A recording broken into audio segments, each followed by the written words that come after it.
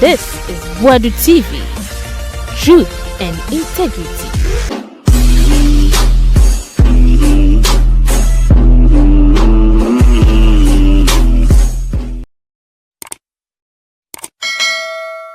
Euza yama mu nyina kwa ba fabra Wadu TV so ye besrew say o first time ni na wa subscribe na fe so wa like video ja comment atomo e da man ye da say o be sa na de tie ne say yentisi mu o aye Osei Kyei Mensah bonso so akache kakre de koso ewo eye Obuasi no wakasa de afam Obuasi ye nyina ye hu say galamsefo ne eye sojafo de aboani emu nsem te sen sisia Osei Kyei Mensah bonso parliament no wanko bi enti nimdie na won trim na wo se yitie no ne nyansa o de betimi de abo ma Ghana ko ne nimne no a na kopiem wo Lawson TV ai wone eye Kwame Tanko ena edi nkomo ewo nsem de papa na boroboro bi so yi pa se yitie na nyansa wo ma betimi abo ma man no etimi afa no toma pa efra tiawa yankone kohwe Osei Kyei Mensah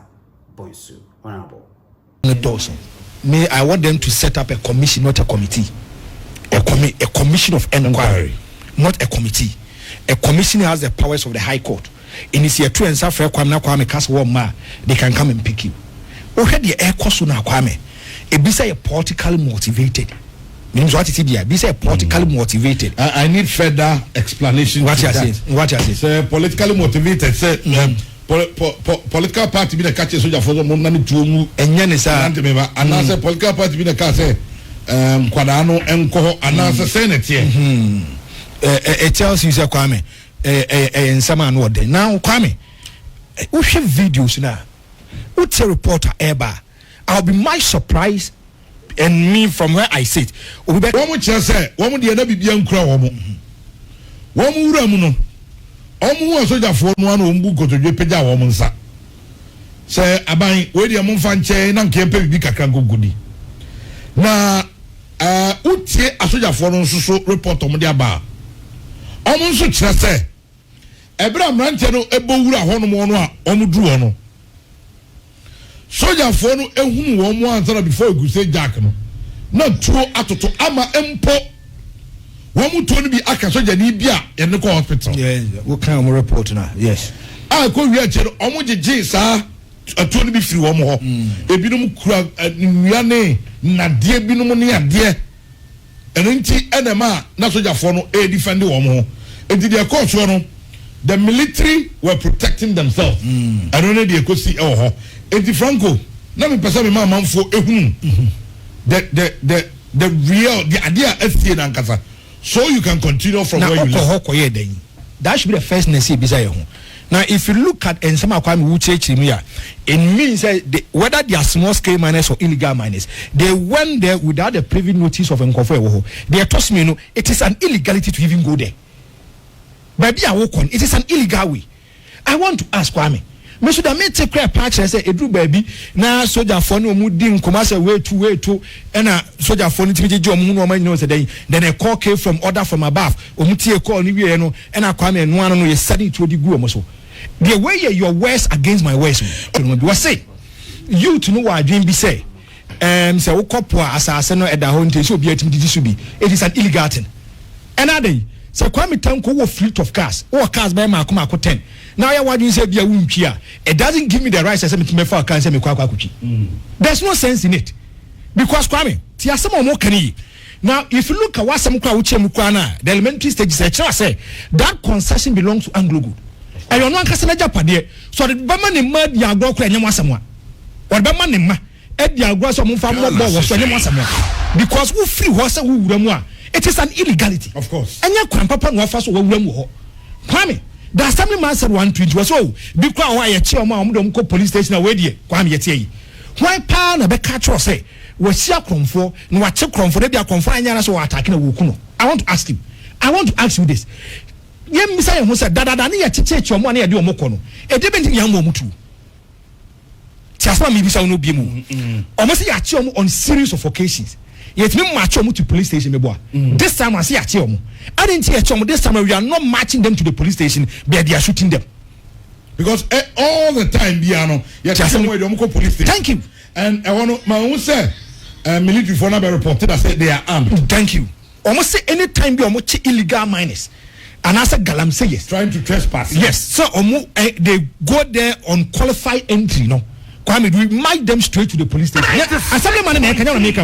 This time round, a debate besi. Say you better quite you be say ni pan kwa fast with you mean ya kwan papa. Na ni pan nya armed. On kita he. Na so da force mo boni to ekuno. Meaning say question me be what me question answer. Yes. Meaning say assembly man e kanu. He's speaking from a reporter speech. Another you. Opa omo ani omutifie. Mo bi ni boni se sia. Wo ti no be tuma kan assembly atete ne ho. And adada and I use that kind of cast on cast on one coffee you in that kind of cast on coffee and I'm a coffee. But Kwame, let's ask ourselves a series of questions. What's your reports are ever on? What's a catch or say? Are they politically motivated? But Kwame, sometimes I'm highly disappointed in you journalists in some trouble. Sometimes I have issues with you people.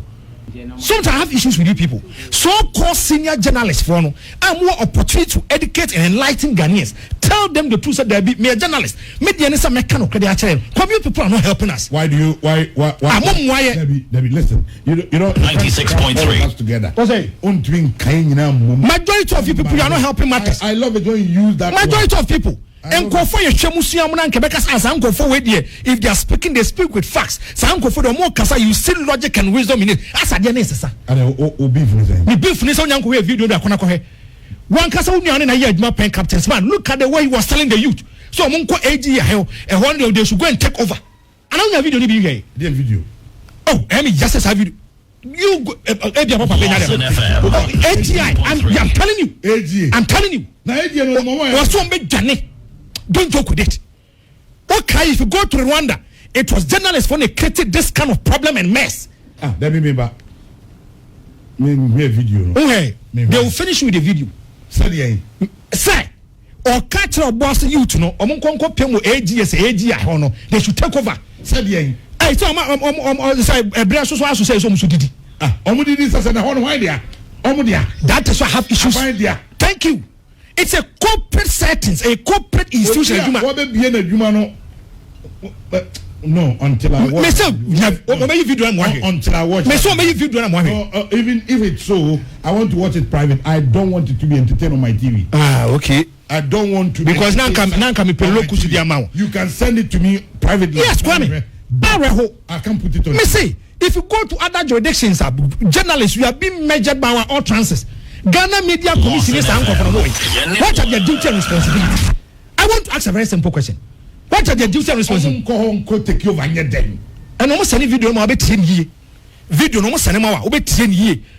Then you ask yourself before. So a part of it, the majority of what you said, then they are entering. Unim say. A month forward against assembly of the kind of radio TV to be in Ukraine. And I will. A month forward, you say Kwaku Abrampa, executive producer, and I have two TVs at the work of the Ukraine. And the first year somewhere, young man memory of this radio for Cassadia Assembly and Ukraine. Radio for Cassa Assembly and Ukraine, and that is the problem. That is the problem. Who come to Tanko, yes, I didn't know. Mammy Cassama confide so. What's here, the guy kinds of say, I will tell you now. Kwame, what's any critically? The Ninsama Orkano, me from where I sit. Though I was not there, but I'm trying to buy into that guy's idea. That's something Orkano. I'm trying to buy into it. Come here. What's an answer you say? And drone is more or less like a security. And a fly and more information as to how amount for is going through the territories of maybe AG as AG.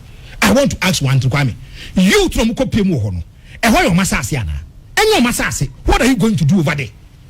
Say na Kwame to me, but bow Kwame fie. Kwako fadie. Say Kwame said the TV is one you sukram problema. What is your problem? I don't get it. And Kwame, what asema mo kan yare? Me adeba Kwame pere say they should set up a committee, not even a commission, not a committee.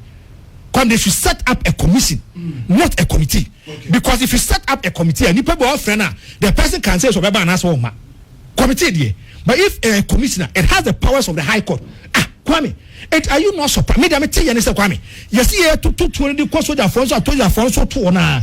A two by soldier fund, you 20 from Voice note, no, Emma, yes. Come on, 1 minute, 30 seconds, 40 seconds, 60 seconds. So voice note no brain. Na yen share ni yen koye nim sisi 0240333 176 0240 176. Voice note line no eno emanu 1 minute. Kwame. And you see to no course na eduba bi na illegal miners galam says for no mutu na sa asan so dey. Then they had a call na ba any nyina na say order from above. Mama kasem ba ko Kwame. Ade he what meeting as dwom maybe once I catch us at almost at the airport come motivated. Now as a first now also that you have to get a lot of facts and evidence. What said your eyewitness CD by ya Kwame ye okroma yen kan okroma ye okroma na kwakubu ahe sorry ye kopim galam says whereby the president had issued a directive saying that we should not do illegal mining. Was so bad they are going to allow the people to do illegal mining. That's what me can you.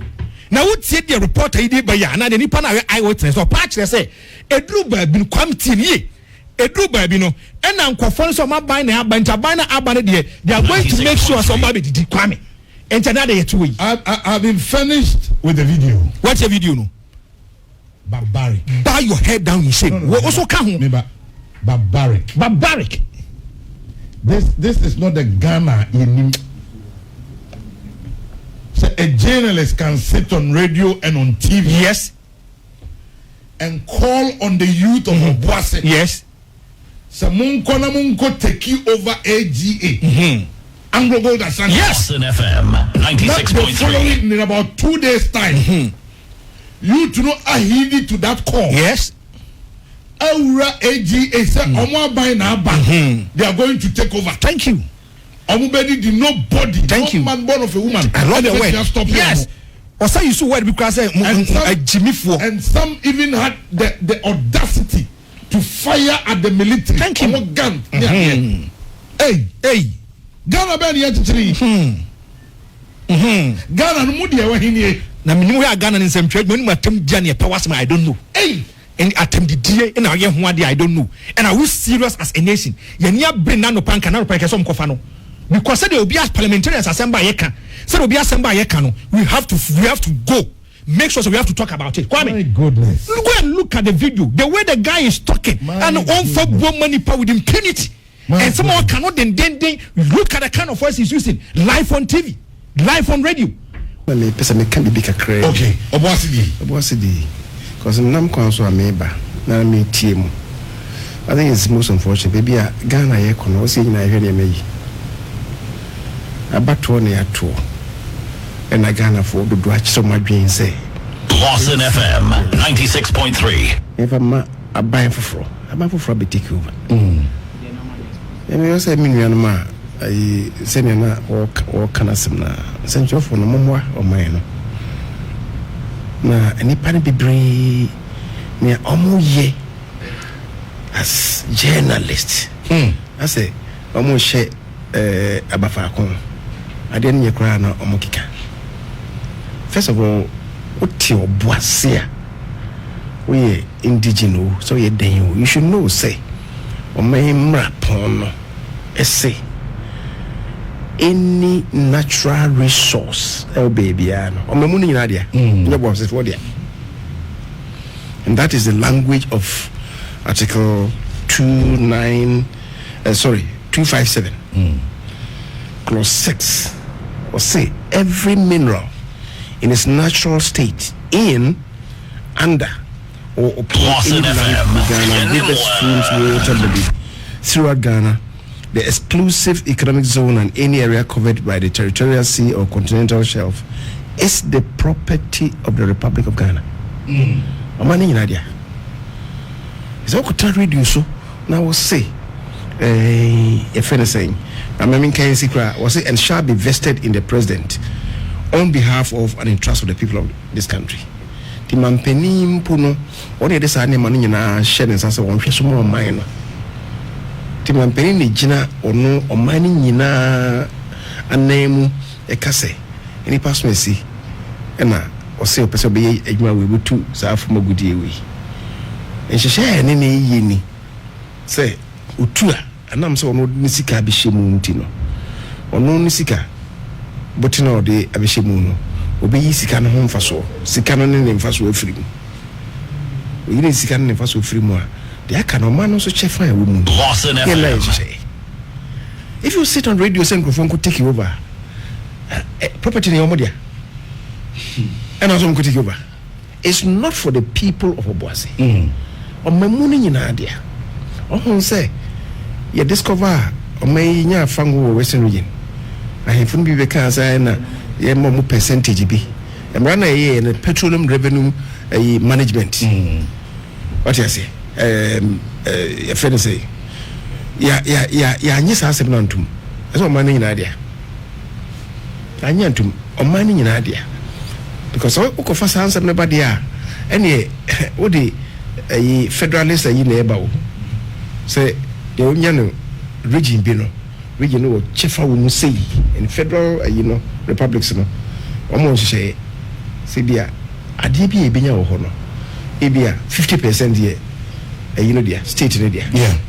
50 no akano money na akachi we say akochichim by a percentage according to the population of the state we are yensa Ghana ntesa a unitary state nti aba ai enema bia wo asase na se we ni se wo nsumu se obi ayo mamu ni nyina dia it is okay say could take you over. Are you a criminal? That statement itself is criminal.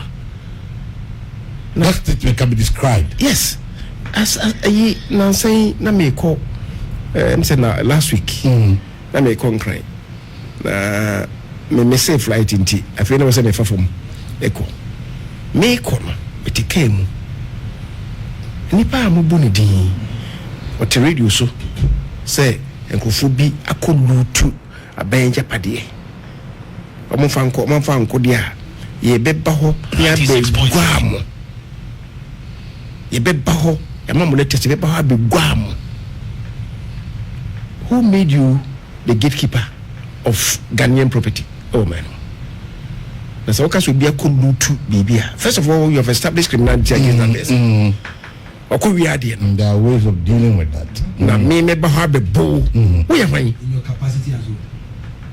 If anything, Musisa station be one crane, and a baby or tissue was in your capacity as well. 6.3. Now, Oko Kase, never have a bow. We are in.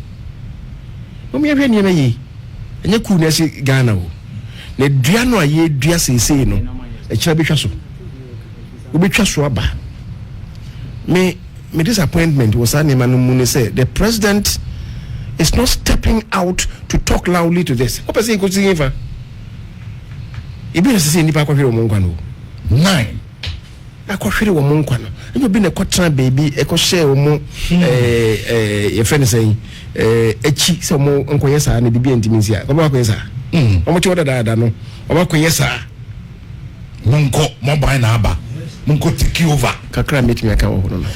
But I say, yes, you come on and say, Sabri we have been about no chapa with Simano and Cron. Menem say, since January 7th, our company John Dramani Mahama Yaswani in.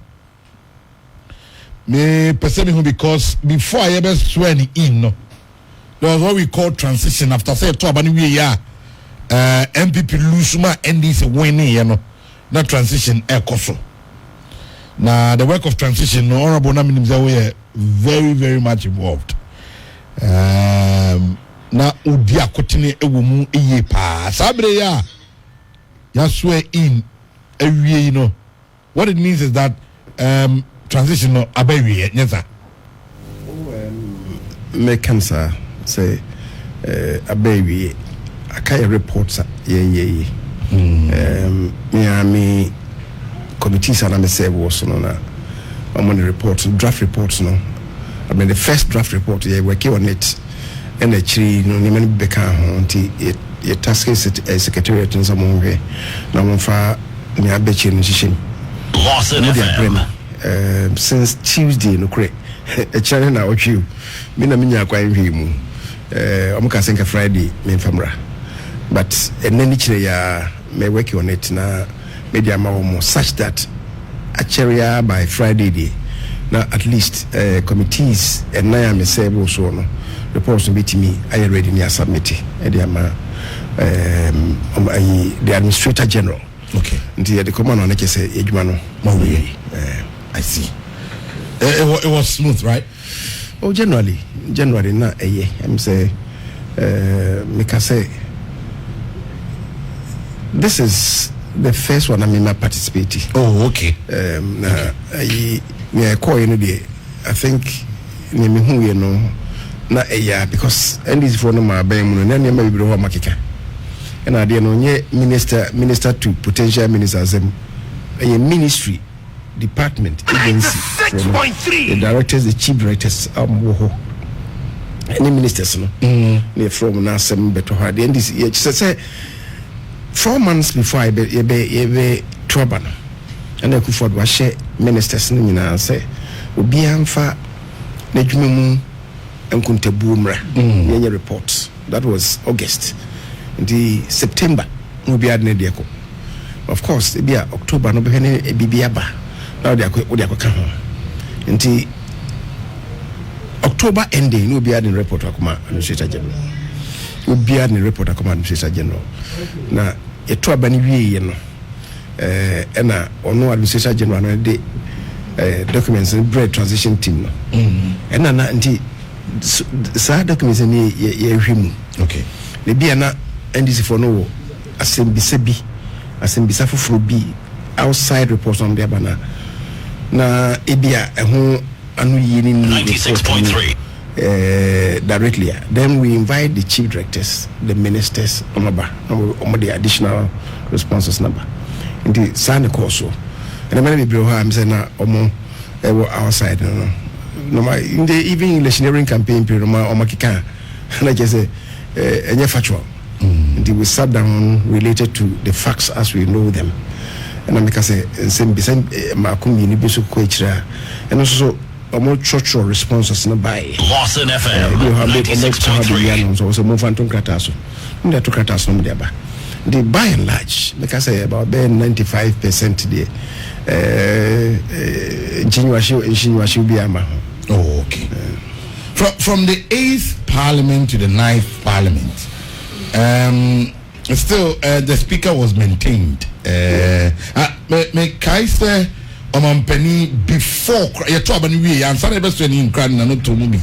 Say young confirm Bagbin as the next Speaker.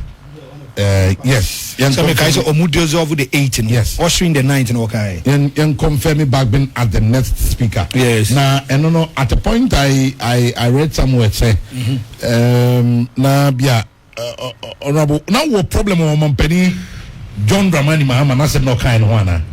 No problem with him. Na me can one say you say Mompeni as no kind and pay. Or support to say you confirm me Bagbin. No. One can say was support to say in confirm Bagbin. Was so what charge NDC MPs now? Yeah. More or less what director was among Kotraba. Emma Bagbin. Bonnie I have a difficulty. Leader of the NDC. Yes, I have a difficulty because a speaker no acquire fast you know. Constitution no chere acquire fast you know. Article 95. Or say there shall be a Speaker of Parliament who shall be elected by the members of Parliament. Members of Parliament go on ye Speaker and ye President and also President elect. Now omei ye wo anantu miensa amamu no gina so. Okay. You wo the executive, you wo Parliament and you wo judiciary. Omiensa no bia yin adwuma. What you say? Bia yin adwuma. It is president who can say me MPs a wo ho no. Ma charge mo say obi ankoto abama Bagbin yen fan say speaker. That's a problem. Like you say person dey Parliament negotiate executive no more. That's a difficulty. But you see, let me also be very pragmatic about this. Who can say Mampeni you know me examine what happened no one shy dear, but now will be shy. Mampeni on Namwa or Bontuana. I can't send me Brashagana for. We have a social contract, a manifesto cry. Every president Oba and Kwasem say, what per se, Obinye speaker, Sebi, Omubumia, Emukwemu, Nedra Pesa Oyeno. Betty Aye one, I call so smoothly amao. And Muntino, meaning say a mampeni for no, Omone, Banoda for more, or more Rashibimuno, or more Edi Ismasin Como. What you say? Yeah. Obi the match and say, Jack, na I want more day. Oh, ya yendi nanka ye nida department so department se dey. When nanya personal like be paying. Ah, omo akora wo. Nti kamodi moni hwe anka beboa. Mimi susu ye na mo ma no hwe bia omo be charge ni ato adwene so oni e bema we. Sanko modi we dey bekoso. Nemum se o chro krata. E dia koma ayi MPs na wo parliament say muntu abama ni pass me no and they no trash here like I say you want to interfere in the business of parliament and that is where the danger is. Okay, of like official work training come OBID but coming out officially what are your problem? That's where the problem is because you are formalizing it. So I'm instructing you when you say and then what else will he not use parliament to do? What you say? That's where the danger is. Time because say oh adibia e sha say na say when you more time baby na can be that was why I raised some concern and say no I'm penny what trashy but the principle no say only nko for bidding Lawson FM 96.3 the sounds na say they making a society even though we are independent of each other no collaboration and cooperation what you say and obedi is massing komobi now to go out step out formalize say my charge my mandate to say go to Obama ni pass message it is wrong. Okay, then comes president in inauguration. We were there. We were in Accra. We were at the Black Star Square to report. Na adeba kwa mi hu here. I stand for correction though. This is one inauguration who say heads of states abapa I saw that. Yes, of course. How different NSI inauguration way here as compared to the year or how do you do it? Oh, inaugurations no. Lawson FM. They too much party dominated. And my insistence has always been say inauguration. Yeah, in parliament before parliament. Yes. And the parliament sitting and you move with your call. Of course. Okay, I said President Kofo winning first 2001 January. He was sworn in Parliament. On the swearing in of Parliament and Nimuha steps now the back corner. No Queenie na ye chiro so ho. Inti the second time no they call Independence Square. Rollins ni swearing in na Independence Square. Na ye ka say Obeko swearing in na sabe ayi grounds ho na udwan ene nam ho ne abono party bi color bonkom. If that is really a parliamentary sitting udwan beko parliament day you can't. And some of us were cautious necessary man ye hwini ntwa so until right from get go it was decided say sa inauguration ye be na ye tidy be brief enye tintin bia I don't know no parliament there normally parliamentarians no kwenu ho no nankofo party for akoteta mkodwa so obisa was anye ne to abama ho ene ukopa ene parliament mkopa mumvi parliament say mamontra ho ne to abama ho until we said the seats of members of parliament should be protected. No a parliament the speaker of parliament reserves the right say also be invited speakers from outside Ghana. So I'll be witnessing a parliamentary event. Yeah. And the West African speakers know 96.3 and I'm penny for no so a buy send our canal. Yeah. The state itself, as an abano but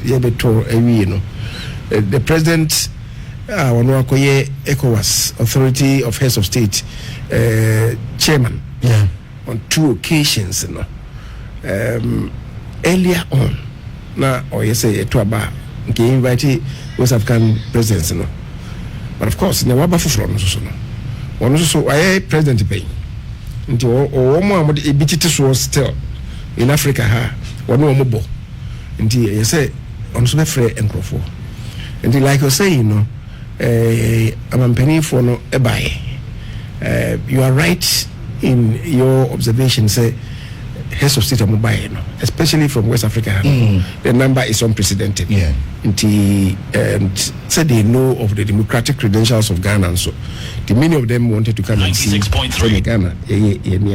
I think in that regard, by and large, and now the ceremony was also very short. And yes, na ema kwa nse obia nkochia no Gaza event na nkasa de na ewie in temper I'm hoping say because so because see so we in the parliament and in the parliament demo ha ewie na nka from mako say it cannot be done to maybe 96.3 near the kobe before some people were advocating I mean make yes advocacy no say the actual swearing in no parliament we are a person on no man independence from there they just a real parliament so how can we be president precisely addressing the nation precisely now I feel the party faithfuls will then feel part of the event. I think that's so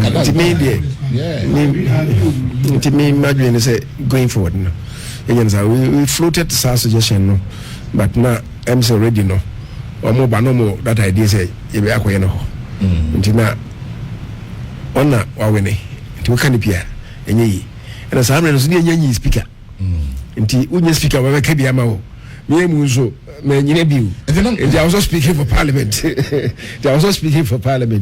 nanga speaker who will say the speaker will hold there the speaker will have a say if the speaker insists in the parliament the president cannot say it's a member. Oh really? Oh yes. But who say until 7th you need speaker. Yeah. What I say? So the Presidential Transition Act I say 2 days before a friend is saying the swearing in that is 7th no. Can you elect a speaker be on the 5th na basi ya kwene sa no afei nipa na so na yemfanto ho na nyahi na bi no so ye benya 2 speakers and I'm say that is not true say the members of parliament elect and they koyi the speaker omo yi ni wia na ya swear ni in chief justice swear ni in until chief justice be swear ni in no onye speaker or speaker elect. Okay. And some of us were suggesting say yenyenasa Lawson FM it not so because parliament for parliament that no this way in India then we can say 2 speakers.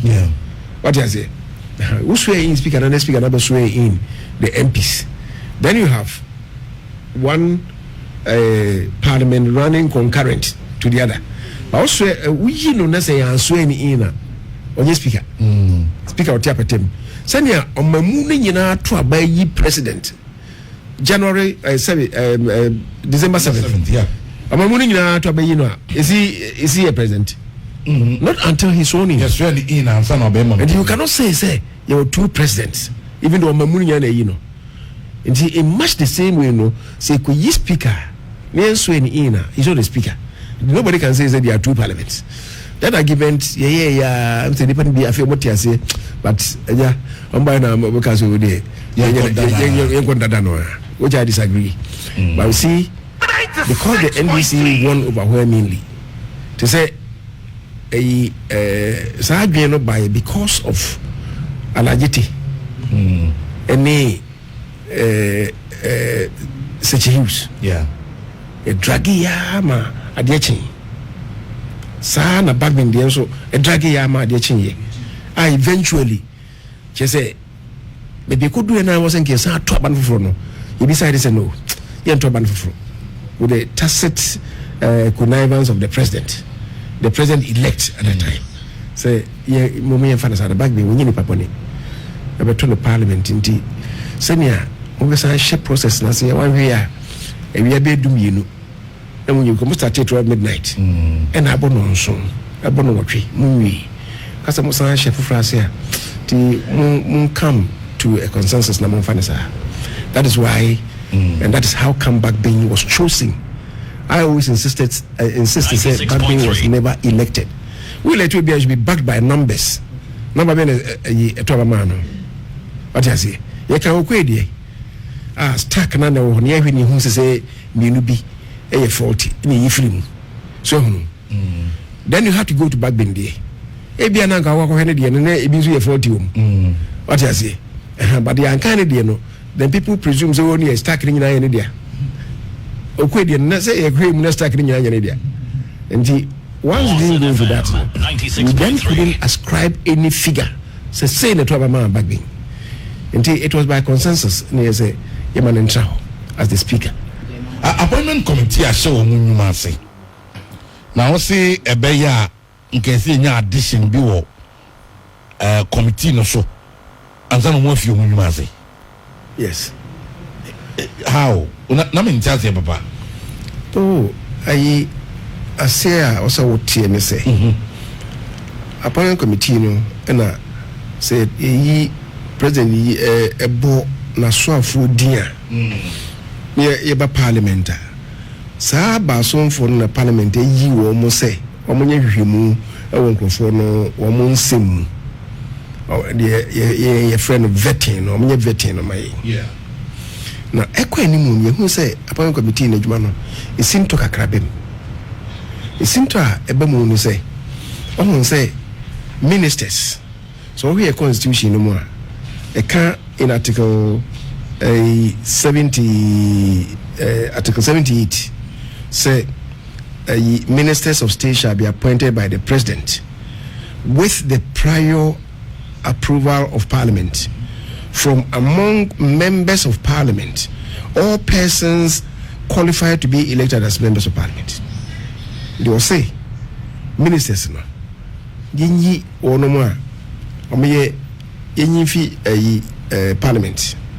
So when you're parliamentarian there, you should qualify to be a member of parliament. Qualification for membership of parliament is set out in Article 94 of the Constitution.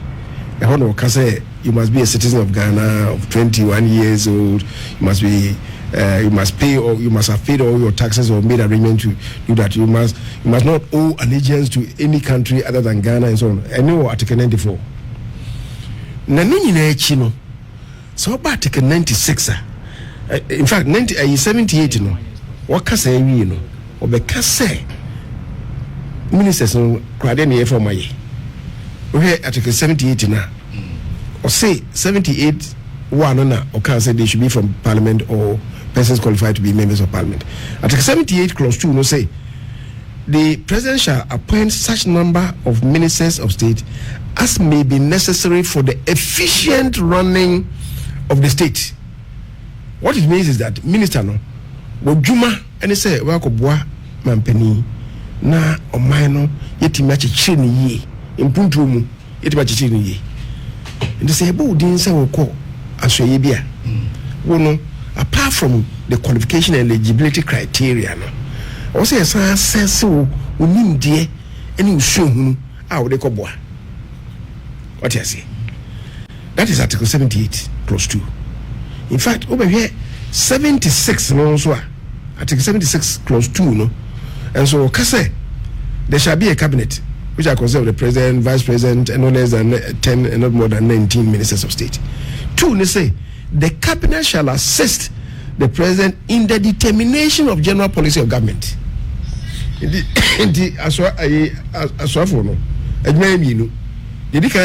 Assist the president in running the state efficiently, and then the other one, determination of policy.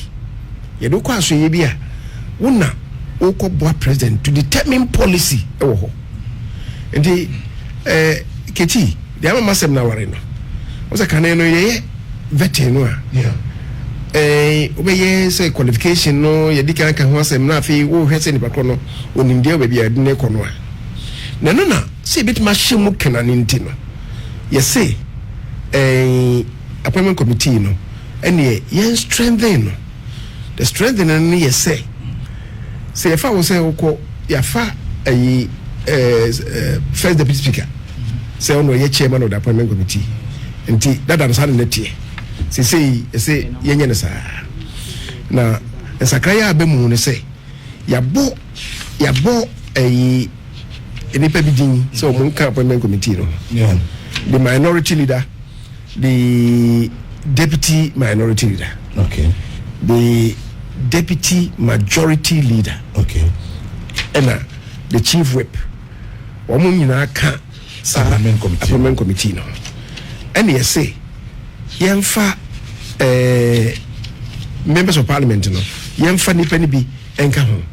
Let me read order 217 of parliament orders now adopting and saying was the appointment committee comprises of the first deputy speaker as chairperson, the minority leader as ranking member, deputy majority leader as vice chairperson, deputy minority leader as deputy ranking member, and the following other members. The ones who are boni paid nipa 19. Then was the majority chief whip, minority chief whip, 5 other members selected on the numerical strength of the parties in parliament. Nti independence no yemfa independent nka na yedu baako. We say omo de parties no ayewo ho no. Say na omo strength tie no. They say there is a ratio of 2-1. Yeah. NDC for no change NDP for no. Impre no. Nti 2-1 ratio no. And I dey ko che 5 no. Okay. Ni ahwe the number ebia NDC for me ya miensa ama NDP for nya mienu. So no. We no. And was say send ye be test the competence of Francophono in various sectors. No. Yemfa the chairperson and ranking member and 2 other members of the relevant subject matter standing on select committee. What I say? The ato ye born no din say onko finance ministry no. Yeah. Apart from say nipa du baako no.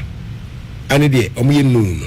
Yemfa nipa ennan from finance committee count. Oh, okay. These are new in the new standing orders. In the new standing orders. Okay. I adopted since January Okay. 2024. And the standing orders now here in the ministry cry there free no. And John Jinapo call energy no. Okay, so it's energy committee in the pan 9 count. So when you are done with energy, then they go back. They go back. So on health. Yes. That committee. Yebo enipa miezedin yebo ato. Okay. And yebo John. Yeah. And obo the third attorney general. Yeah. And then the committee on constitutional legal affairs. Okay. Nipa 4 abeka. Nipa 4 no. In terms of and also election numbers now parliament name baby anodie or say the chairperson, okay, ranking member, okay, and 2 other members of the relevant subject matter. Now usually 2 no obefa 1 we have 1. Okay. What I say? Okay. Indeed, that is how it is. And they say testing in the area, the competence of area no. A lot will depend on our committee. That committee members then you say. Now a committee is no so no woman composition determined by a committee by a friend committee on selection. The committee on selection, the speaker of parliament and the chairman on the selection of the various committees in parliament compose. The committee of selection shall comprise the speaker as the chairperson and not more than 14 members of parliament. The committee of selection shall prepare, and they order 205, shall prepare and report to the House within the first 10 sitting days after appointment the list of members to compose the standing and select committees of the House, with the Speaker as chairperson. Sadly, the Speaker free meeting to even compose the committees. One say, so as we speak, any committees, any committees. Parliament. A China and a parliament. What I say? The China a fainer speaker no ebeti. So and based on what now? Okay, say vetting. And the man we have problem with the vetting of the 3 ministers. Absolutely. And normally, so okay. Normally, no. Apart from that, no. On say be vetting crofwa. Yeah, advertise it. Say bia. Nipa we yes one kwaswe ya. Obi won ho asem kan on famra. Advertise it for bia na otwemienu. Usually say 2 weeks. There have been cases na otwemienu no kre enso itimete so. Ebi ha emrenti yeso yenye na otwe. Why is it important so be sir? It's important so be sir because ebia na nipa no be mrahye bedwani. O mrahye bedwani. Nanso ebia na bibia waye bi anka manfo nim se waye saa de no a nke bia yento bar krama no ama ne mrahye bedwani na obi a ona ne tie won konsuency nim saa asem no we ne pa kona tworo aba. What you say? Yeah, we mrahye bedwani we may not know. Remember the first example a course Pio Gabra. Yeah. President Rollins Bonidis on the Oswafo. Ena obi fi Cape Coast actual crata pa parliament is a yenete ono yeto barbenna mahaba wan to bani bi. What you say? Yeah. And it's article 94 no amaka no say the person you must be a registered voter no. And also be a minister, you should qualify to be a member of parliament. Qualification of membership, you should be a registered voter. What I say? Because Gabra was not a registered voter. And I Cape Coast a big short cut at the parliament. Yet, Banon and Amadi, one vote was a registered voter. On Twaba, yet one chonitis of a Twaba. And Intino, Rollins had to pull him out. That was 1993. At the Musakande, about parliament, and will be short cut free boko. Eba say, and then a court to say, when ye allegiance to other countries other than Ghana. Article 94 no say you shouldn't owe allegiance to any other country.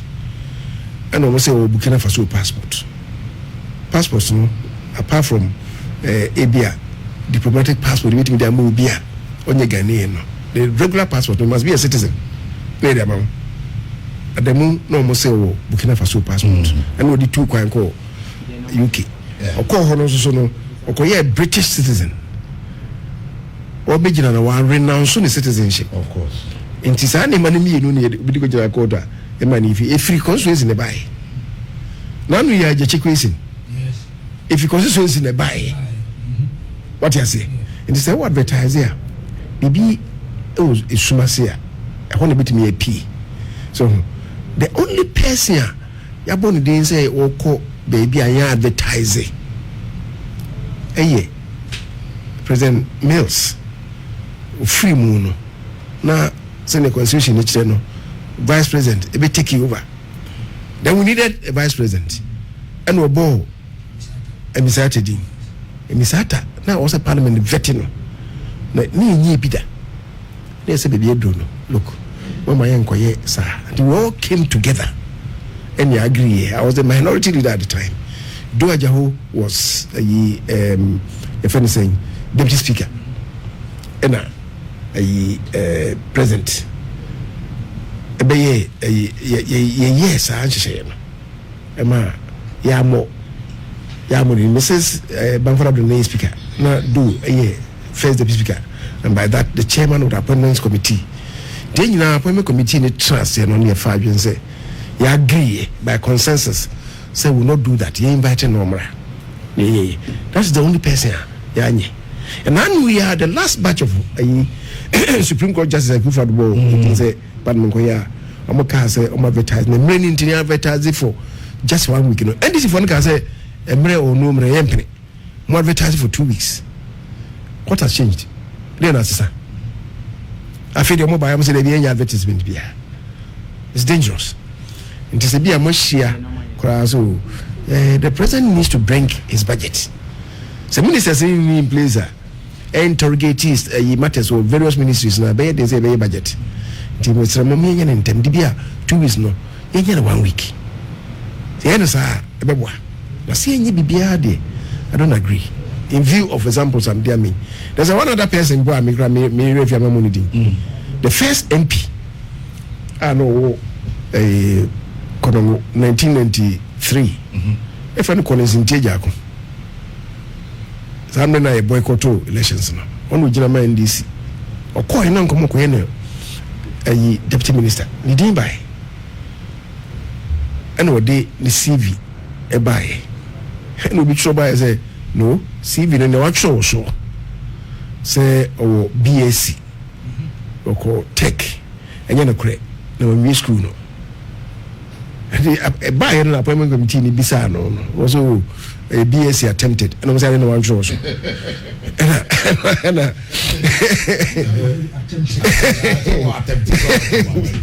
And he a mamu a withdrawn say one kind of crap. Or say Kufo by no President Kufo by no piano mim if you know say Kufo by ye born in this one deputy minister lands and forestry. Now my appointment committee and we'll call ministry and all my instructions. When you say when for we in the same say and he confirm report to you say akwana abudi no what the office how na all my instructions in the appointment committee no and omude krata na chair say wo ye ngati wo ye nyi wontu mo president appoint wo na akwatra ho na yesa and what church sa krata yi wo na chure na mchure in your capacity as what Sekufo was drawn.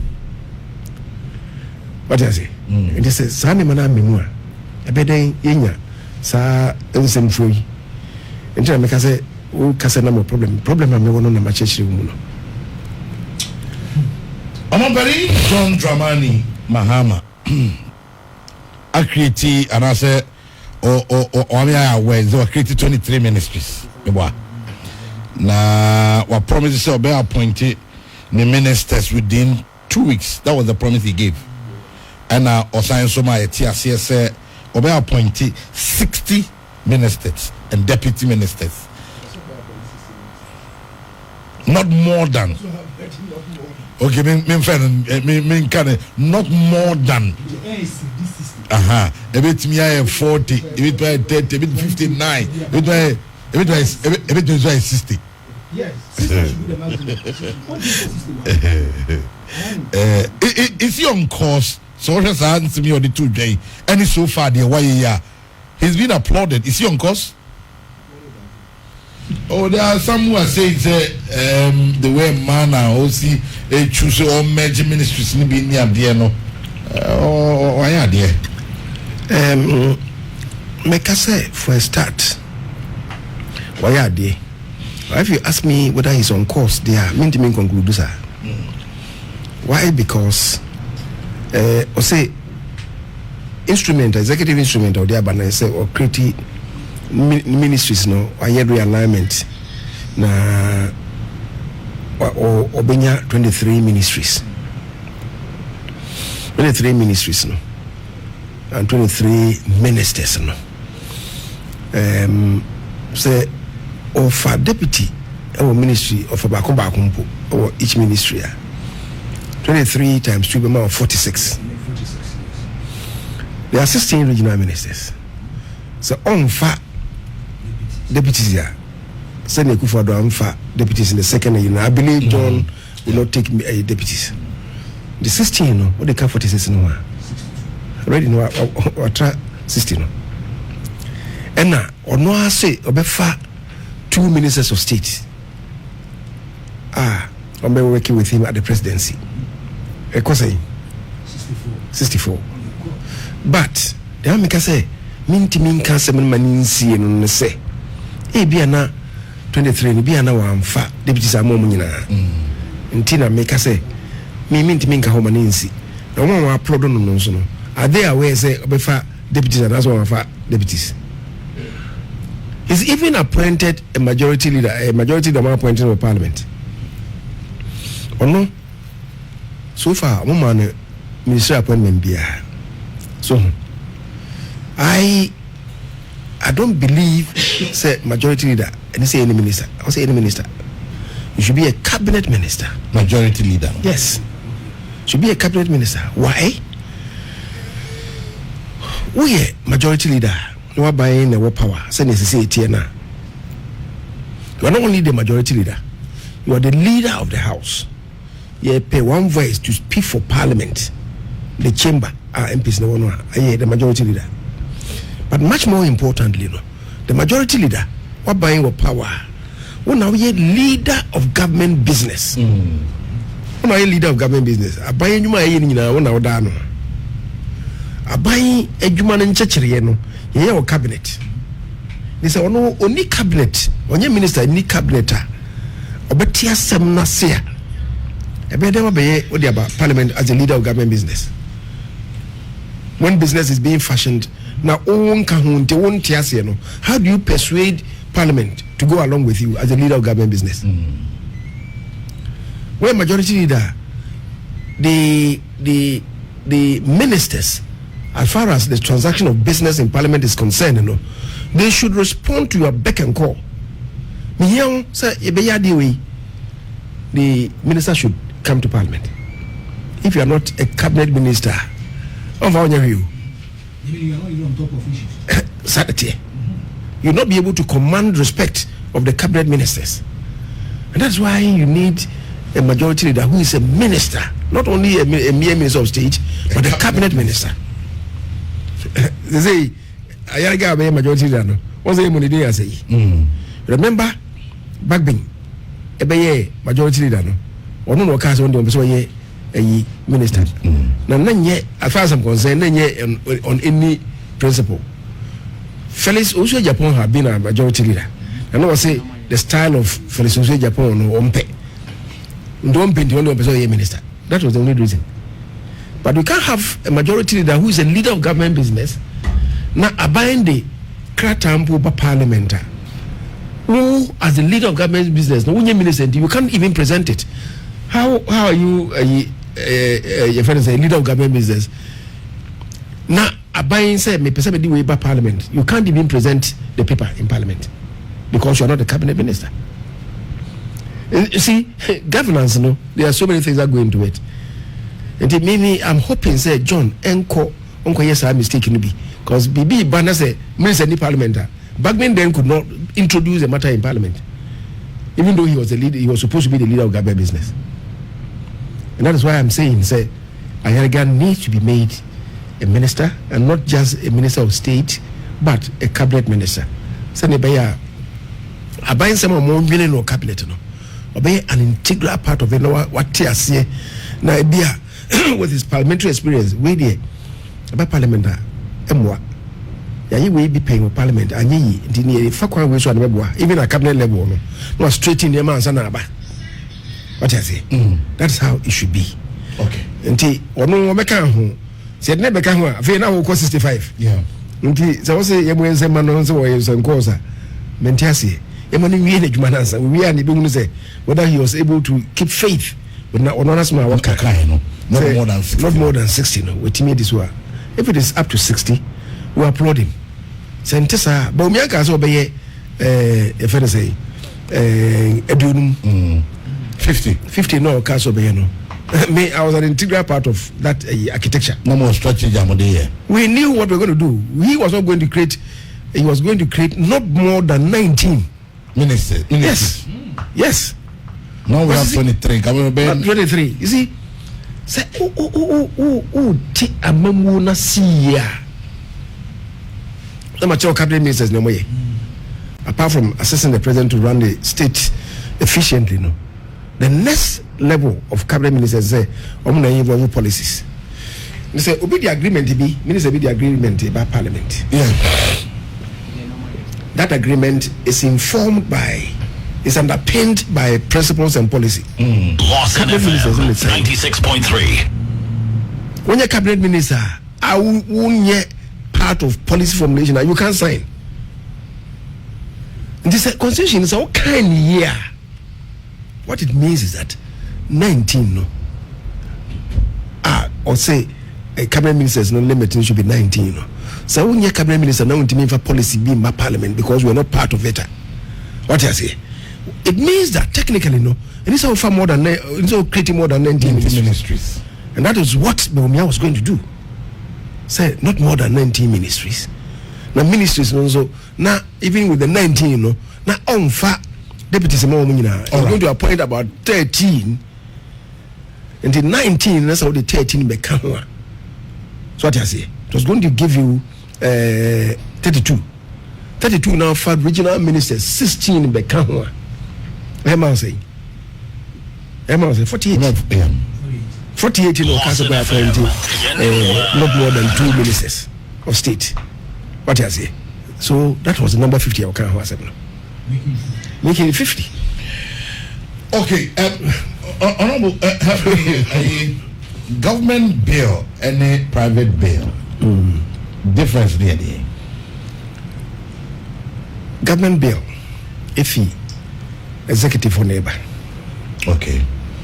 Private bill, members of parliament, and would be only the members of parliament. Members of parliament. Okay. So now only member of parliament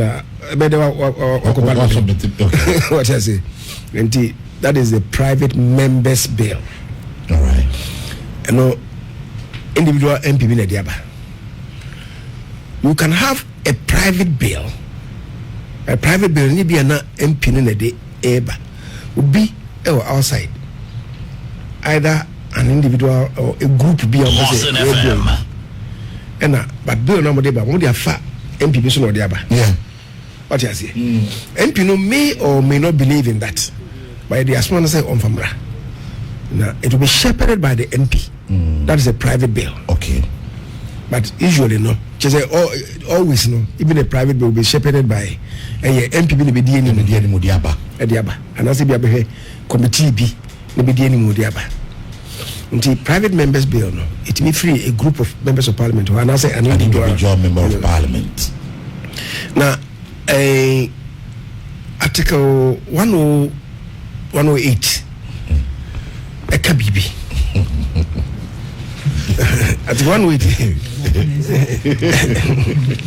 Ekabibi the working encyclopedia.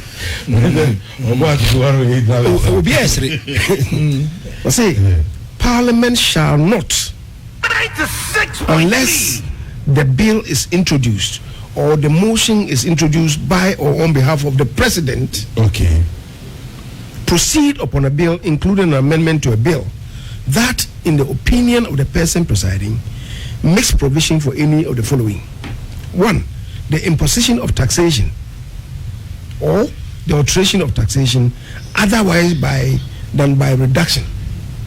Maybe a tax be or home or that, and I'll say you reduce the tax. So, and the private member betting me the bill. So yes, sir. That's it. You increase the tax. It should come from government. And I say, the new tax bar. It should come from government. Also, executive, you know, President Akache in the free bar. The other one, was say the imposition of a charge on the consolidated fund or other public funds of Ghana, or the alteration of any such charge otherwise 96.3 done by reduction. So also the mrebiba with the agreement be neighbor ye implement here emi akofa omansika na wo consolidated fund in muno and I say or see any other public fund, contingency fund, a public fund nanu ye petrol ye nya fango no o say creative fund be a petroleum holding fund, okay, and say public fund or say maybe another agreement implement the akofa if your man foot pro money dia yen if you buy a catcher emayenye. So it will be the difference between public fund and the private fund.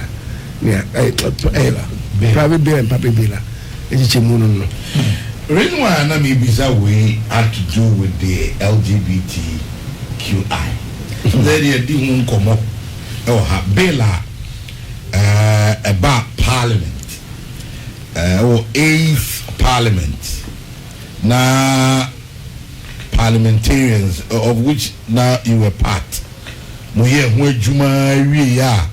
I feel bill no come on penny what the tear crowd if you be court or finally the Supreme Court ruled.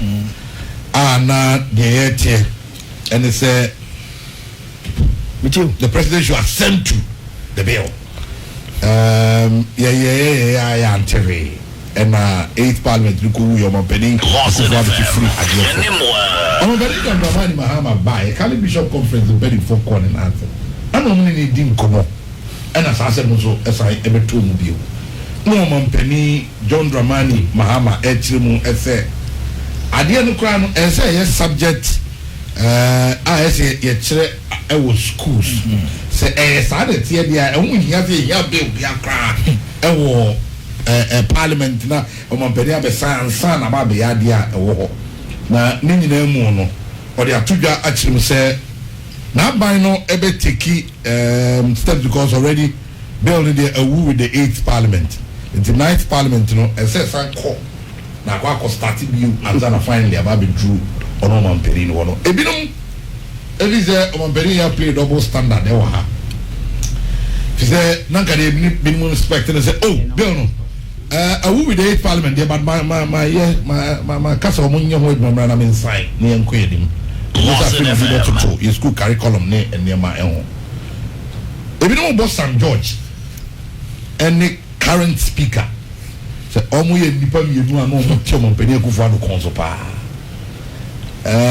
it seems they are quiet. Are you surprised? And I feel the echo swing no.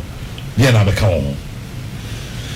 Bisa masame nchichi mu no say public bill private bill no na me say ho na ba ko na because yes say bill no also be sign the parliament as government bill. Yes, this the first one that went under the 8th Parliament no a private bill, but to say the state whether say about parliament that ebeba as a government bill. That was why I was asking the difference between the private and the Catholic bishops now, omune nukushia yeno. I'm aware. Say John Dramani Mahama or pray no mukushia. 96.3. Okay. Then yeno mushia yeno. Ade chi na John Mahama so no mukushia. Catholic bishops ni na ombe retreat bi wo. Obuasi kwano so. Omo sente bi wo. Nto nyina including former Catholic bishops like Archbishop like Kosisa Ponomina, they were all there. Because that on ye call a probo a dance enclave won't nam so ban ye fa. The Sasa me copy no beside. And Domia can't say ye traditions no en favor animal. It is a Obeyman penny in a seven anymore. Obesai. He said that. And I can't say. But me wo emu nchechiri mu ufonti me nchechiri mu yi e ho na me kofa asase mu bai say bill no mo de bai no your constitution say make 96.3 and bill no the am na copy Supreme Court no aye say to interpret whether say adena parliament here no any constitution mo brana. Also, can say the Supreme Court the Yipma president say means what can rule me here. People are confusing FNSA and some they are ruling their by. Yes. And then my Supreme Court name you Bakun Boston FM 96.3. The court should injunct the president. Say to mean sign. So to mean sign. And almost say court no say there be say parliament aye adwuma dia e no ka say ye fatabon ento president so and the injunction no ho asem no mo ka say wo the Supreme Court injunctive injunctive president. The second substantive matter no court no ma so say asem no parliament ye no is in violent contradiction to Article 108A. And no the court no ma so I feel no be on because asem no Indeed, I'm off what is almost injunction. Almost Supreme Court say won't sign. That's not what it is. So I'm making that distinction, and this is a distinction with a difference, and yeah, a distinction without difference. This is really a distinction. Lawson FM. So that is the Tosumi, President Muhammad. Ono ko ho no menti ene so bishop to ko share no kazo o mo de betre o ba ya abesai em say wa hwe say yemfa ne nsiso no say ensan ya a old process bi an so he cannot come and continue and don't you me yejuma parliamentary yejuma na say ensi ahun say obeko no ono president Mahama obeko first no say na wa grant a lease Ediama Ninia Ibrahim. Yes. Boxside. Now we say Parliament ebe ye ehuduma ebe ratify.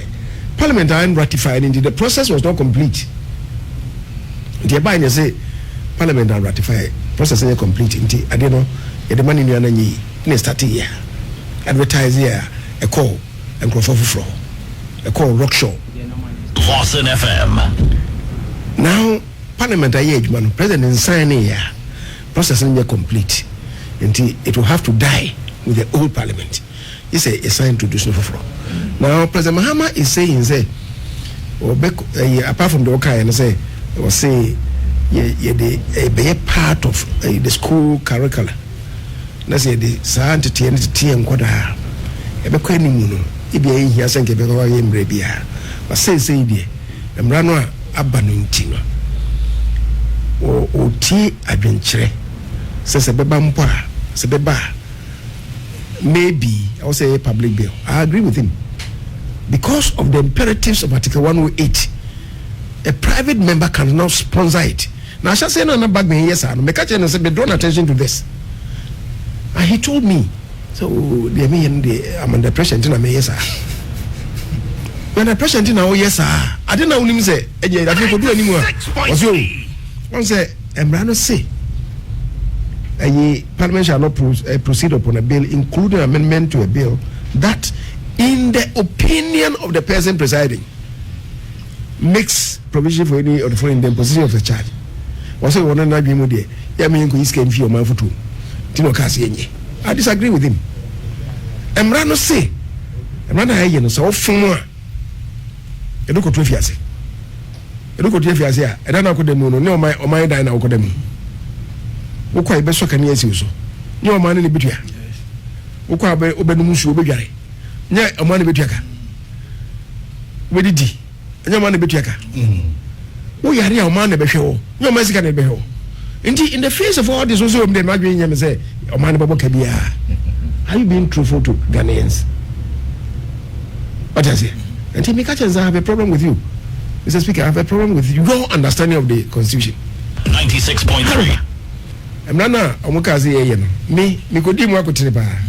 I didn't tell me di mu akotene. Di mu akotene because I may feel say no e ko ba say parliament na ye dia. I'm not know what de ba na it was very wrongly formulated. They are sat down with including some George no a threat in the man be brave ma o because by bibako that could be me ko ye na BBS ministry and ko better na was me no mo so e could get who no FM 96.3 me feel hono kra na some George di mechi den ne e ba me ka ho so aso me ka me ntro ni ye ma no na fa ko ye amendment no I'm so okay the ticket mu na me ye formulation I'm say Mufan amendment or sa provision we that can be because I submit my amendment be amade chairman ba na atwa so ayi ni enti na yewie na Sam George bom din baby I say I'm no I was very instrumental in polishing because many of them because no my ba 5 articles no my sections that no they were all wrong to be by a share for now I did that because if you parliament at that time I'm the majority leader as a leader of government business. So, say, ye koyem rebel say no sabi koyem na embra eni nsa. Ebe wodi say woka ho bi na ye embra tantan sa. So I thought that ye ni a ho. Na say abane pese Lawson FM. a very good bill. na wasai aye reintroduction this you know keti me no kan ho asempe ye call parliament for 1997 1990 I think 98 and a gender activist be e be free say on person with them rebi na about children's bill be and be children's act no be free me ko ye chechemu chire na o maye proposals be in the form of a bill. You're discussing 2 weeks. And we go catch about someone who was then the Attorney General. And obed a best site at 180 Kroya senti private members on the bar any.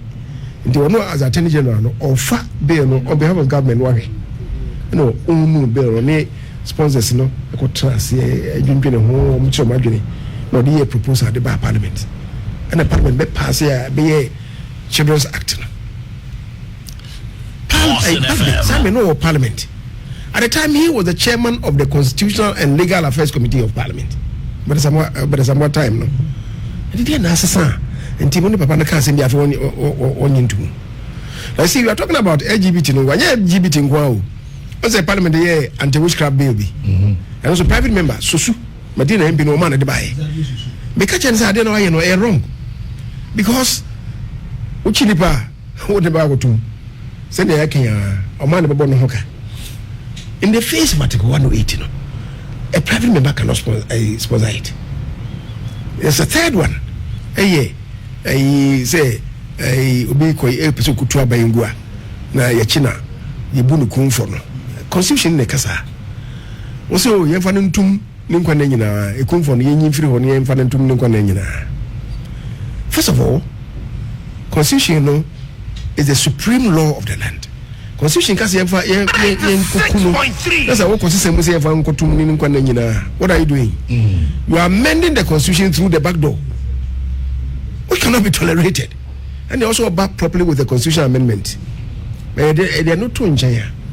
Once you have say rapid results.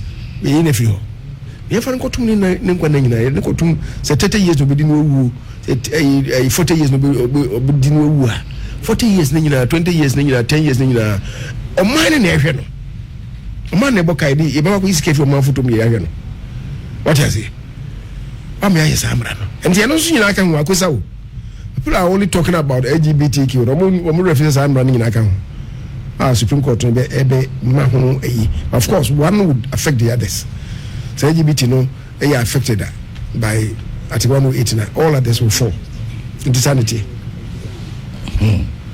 Okay. Well, 96.3. And no brain copa, but you go so me passe ye back party level so kakra.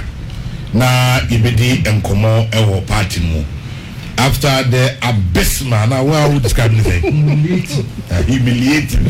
After the abysmal performance of the New Patriotic Party in the just ended 2024 general election, as expected, the party have formed a committee to go into matters and Lawson FM 96.3. Kugua muhu bise yache na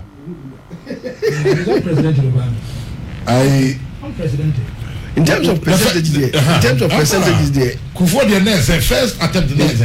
In terms of percentages, in your 61 seats, in your 200 member parliament, about 30%.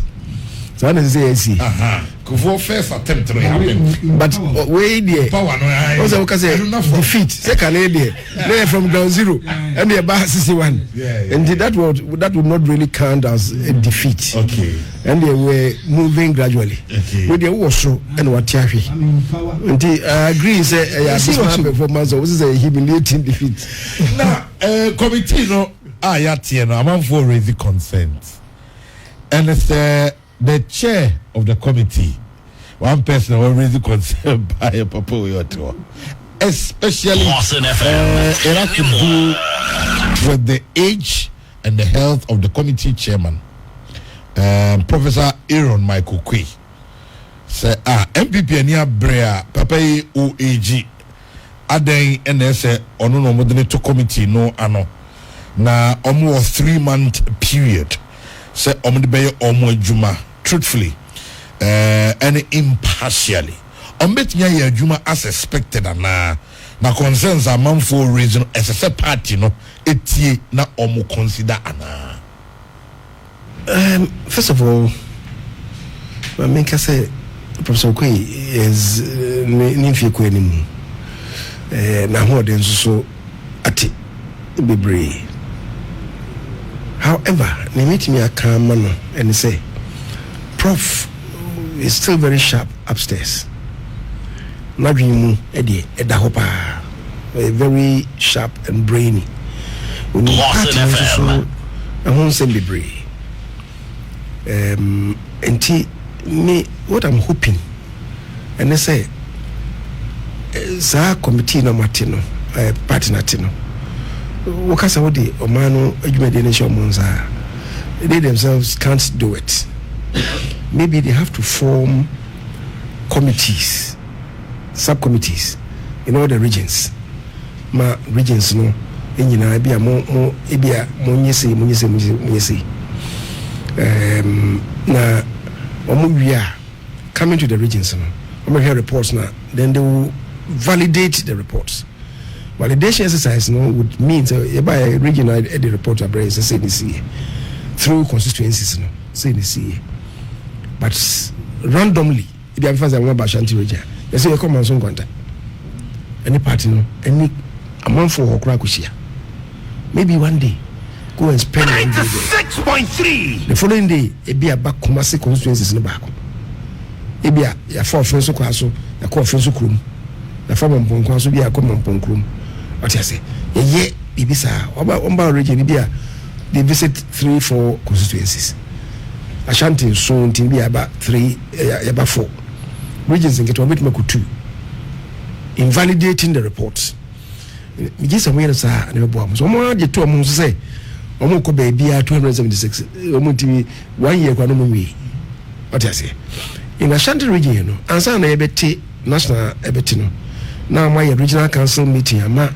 Omo a propose say Ashanti yes you know you compon Ashanti is the heartbeat of the party. The performance and so any cry nti omo te committee a omo de share Mensah say mini apamfo bi ehwe na omo assign to take subcommittees 96.3 various regions region omo zone I think into 4 zones or so. At the subcommittees and go over reports of the apex body. Until Omo Yajuma say, Enra Omoko, I think 12 constituencies. In fact, they are not Omokase Omo Yeno, if I'm saying 4 subcommittees now. Lawson FM 96.3. The committee no back work. I'm not you. General omoko 12 and then omoko 10 as I hear 20 natures I hear 22 in the each committee each subcommittee echo 2 constituencies in a day no cry no I'm say send yankomodi ni city no ema omo eche we go to one constituency be about 4 hours. No more anyway. And you still would have to listen to them. You have to listen to them. But that's why you are there. We are constituency for no see a drum, a color stations, a call, even mechanics. That's what they did. They want to get to the bottom. And I think that's far reports of the buyer are very good. Unfortunately, I'm saying BT Kumasi has say a church or kata come chairman for him be say dana yeto abano se part ne bre musika for the committee na mo ba no very music na say no music you mam no munjia yes hey you can't understand I was Ashanti region obiti region na church sakrata nako and the truth is amoko ye no 12 constituencies no 3 of the chairman can so no munjia but they decided say omo no kan am ka so no munjia no so okay no munjia ye nyam nko mo ntini aba. They went to town to meet people. And fortunately, say report say questions of it was not about the chairman. It was not about the MP or parliamentary candidate. and then my course no na nye dana eto abanu ko asemo e party no na muntuo o mampani ono so na mamuo since 2021 I lead ya my kudisa nkugu no na ye bebisa say aha no e di asem na e bae e bi kura mpo akwan bi wo constituency ho the bishop was obey in Fina Wame. If you are not coming be and then go on by it. More constituency hapano. I didn't send this tea. Chairman Zonja. What I say? Indeed, they made my 4 days with their catcher. Diamobayano is not an inquisition into Chairman Frono. Cra. It has nothing to do with that. Nemuno, what drink? Senkuku Edino. Constituency has a DNC. Now, can you believe, say, me constituency? Yatraba. Edinkugu. Nebia. Polling station B. Yatraba. Ebia. On the average, your polling station here, Ebia 500. Yatraba Nebia and NDC for Monya Ebia 10. Polling station. And I know by a 2 year. Yeah, 500 year. You could 200. And this is for Munya 10. I'm from Munya 100.3. And you have. I didn't see. The police station for the Casa say, Yenia, Tiku, Kitu, can anybody sit in Kumasi or Accra and say, you can't. Let's go to another level. A police station. But electoral area, about 10 police stations are Kaboom where one electoral area. Yeah. Yeah, 2 year. Yeah, electoral area, it's 10,000. Maybe 2 abanibi, you know. And this is for area 200. Yeah, electoral area, 1 year 200. Where you 2 abanibi, you know. Yeah, electoral area, and this is for 1,000. 10,000 you know. Yeah, the other what? Yeah, about half. 5,000. And there's a messy. That's electoral area, and I can say. Can anybody say even constituency for the constituency executive they cannot. You penny constituency executive encourage all other electoral areas say so the win you know for report at the instance of the research people. And then we'll be baby say why? Does anybody have anything to hide? That might be the question. I mean, Katie, if my videos and I mean, say, I'm for no. Say, Ni Mundi, I say, maybe a name a real good. And make a party for no. A man move on be bringing a bit much library. Yet, Trabe, BBC. Me call Tumaba or Colonel, send them to the Diana. And he call no. Musa say kaneno de utimi ko baby na kiwo 300 masaline yetete police stations in brain tino sa kiwo ni osa but be kono bia anye nipa 200 masaline but be hu bia nipa be 10 bi o kiwo amo we de me ko du ho no 12 o'clock am ko to aba no na ho empty hey obi eni ho di me gina ho be me to do anza na me ko to aba. I mean, watch it in 10 minutes. No, any papa could pay and a betuaba. And I make a tuaba.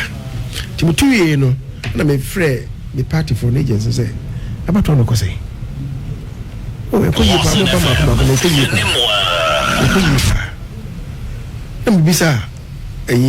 elections, electoral officers. Say, because I almost can't say, oh, I'm saying, please, mommy, the number on the Twabana. Mimi electoral area, Mimi police station, Nipa 467 at Twabana. I'm a cohort 12, I'm a 12 baby about 12-15. Or we are Nipa 112. And I'm a Twabana. What it meant was that I buy a tuna for 5 hours. I can't less than 5 hours. Less than 25% na betu abana. That's serious. It's not me mashimi. Me me MC. Ena MC nem sam kotola ho. One what to baby ena em so tese me ba ho no be share me ho. Nti eya na say ene ye mbisa bisa. We went to one place. If you back home, omote homo ma benzi so makoto aba nyankoto ile ne esi pe bie di kakra kase o nyankoto aba na o pe bie di aduan na abenu no o de more than 1 hour na benu aduan police station will be any ho this of course is here less than 5 minutes but to aba me nyina awie abeto aduan so abenu aduan no o so you de pe bie kakra be wi sisi a nkomo no kwa chire no na roba ba ko awka o mo was I'm fair. And I won't change a Bozunian, and I'm saying, I was any a kind of crash. Say, Mombeto, but Moko Mongrofo. So, Mijana, we Mijana. No more music. I don't hear about Queen in it. Or no, or Tachiman or Enejuma. Move from more delegates. No more money, we was I could not teach me. Yeah, was it the way about the party no?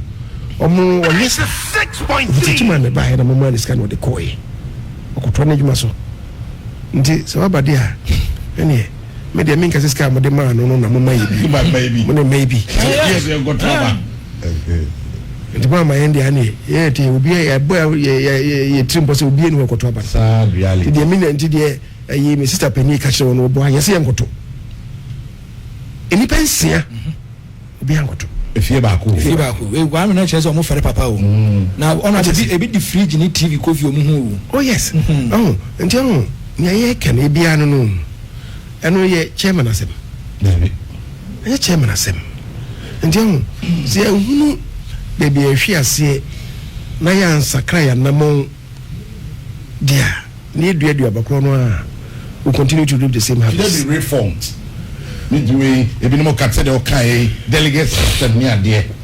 I don't want to jump the cart. 96.3 meti say ye traba ni na gugu no bae no em say ye National Council of Elders omani prayer say muko president kwa house omo ka chen say national executives kwa yam for so mo be a step down. I disagree with it. I disagree. I didn't hear. Gugu na aba no. Obi a umchefan. Any national executive may have their own challenges and problems. FM, but Obi how bad region ha problems wa. Wo constituencies problems wa. Ankra problems wa. What you say? Me the two kwan kakra. Parliament the swasma me president no so swasma me baby. It no crane no manya enough time pa ameye local a federal campaign even though it is called me constituency some house to house campaign what I say me buy na fe na me running mate sorry me vice president or candidate and then what I say e bia ye can me constituency asemo e bia be family what I say Oche Mensah boso no won kwa wa moyen o discover and scan nko bit my head na nke ehwe ne wono na physical presence e bit my family they say ehwemu ne be kire so o ka say in the reforms ehwemu ne be kire say you say has the entity kakra na say hey there o ka delegate system raba bi aye video bi a obi be bremi say delegate system no on the one kasi entwem na reform no pa what you say so many people nti I don't want to prejudge say yenye we ye ma hwehwemu no enye omo ye adwani wia and they be affect the necessary reforms or say that is if any was say the entwem ma omo wia e be bokwa na mayen kwampa bet me faso e brilliant but mental we about Ora. Operation recover all route. We can limit it. Let's people before the Bible is very good. But Ora, but among way back in starting 396. Now among recover all route from 1996. I see. 6% 2025. Why not 1992? I don't know why this PNDs in anyway, my problem with it once say by na me beto ya na mo ka Obuasi asem ka ebi na see so ka say you want to recover looter say pe kwampa so if a kwampa so dia bo abanja pade ho ban a na okote task force say national security task force so the yes ade no dia me problem and they say you see the moment you start talking about say yeko loot ni chese obi na abokro no why establish say obi abokro no wako loot bibi chese wako fa ade bi enya odia 6.3 now say you want to recover all loot there na chese you have established clearly say the abokro no na wokoji. How do you establish a loot?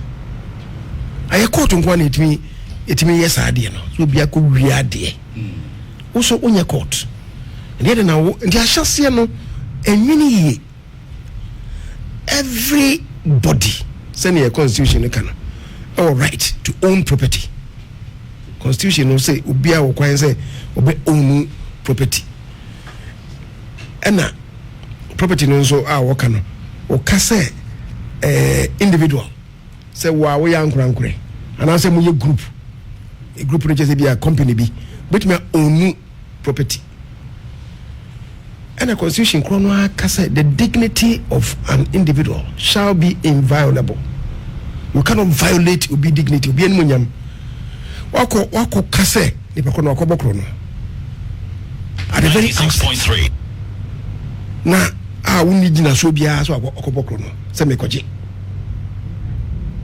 na obi nso gina se na ye king gina radio so make us last week Tuesday me concrete na o kase ya trokata bremo se aban japade na ma ewo mo ho no mo amfa ma ye baba be guam. A journalist? Are you a judge? Are you a police officer? Are you a law enforcement agent? Lawson FM 96.3. You can't understand. Enti me problem with almost about national security. We are constitution now. Article I think 85. Article 85, 84 in the national security. 85. Eka let me see 85. Yes, national security. That's the National Security Council. What's what the National Security Task Force. Now you look at Article 85 of the Constitution. I can national security and listen. 85 say no agency, establishment or other organization concerned with national security shall be established except as provided for under this constitution by an act of parliament. And you can do that. So what the National Security Task Force in open violation of Article 85. And when you okay. I'm surprised. Say a member of parliament who should know better. So I'm really surprised. If you mudia, ere be hwemu pa o. Ono amu kujito ablakwa. Nka bibia mfa mu nani mase. Abaya so afro pen.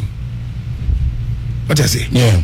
Abaya so afro pen. Some people say omo ye so afro no nya gbe biada. Abaya so afro no ofi ho no. Ibinum say onya japodi onya japedi bebre. Say no kwasem a. No kwasem nti en kwa no hono kwaji na japade. Okay. I don't want us to resort to illegalities. Obi be business enya yenka. Right. You remember Attorney General who say special prosecutor who so we mu a. Yema mo hwem. Until that is established, no. Untimi wo ka say sabi uko go bi ani mase. Na afi ade ko chine hu say ade na wo kan no wan kan ya. What does it mean? What say ni ba ko no edin kwa wo? How does a person restore his image? Ken, Kwame, I said I can say a constitution in article 18, for instance. Article 18 say every person has a right to own property. Ubia or was either alone or in association with others, and no person shall be subjected to interference with his privacy in his home. And he said, how do you go to the person and say, if I say, my establishment will do to. All right. And you look at 19.2, Article 19.2, or say even Obia, a person charged with a criminal offense. One you're charging with criminal offense, no. 19.2, no, and a eka 2C, or say in the case of an offense tribal by shall be presumed to be innocent until he proved or has pleaded guilty. And he said, "Onwa ya bono ko do say ade why sampo na ojina asemdi biampo no." Yeah. He will be presumed innocent. He said, "Ko do ya bono no e bono." Now there, unfa charge biamo no. No say wo ti fie. Say me madwenye me say akowia abanja pade. And he friend saying asemo a yeka no e asemo a emu odura me mejiri say eni say e dey agro. It can be bichira say the dignity of a person shall be inviolable.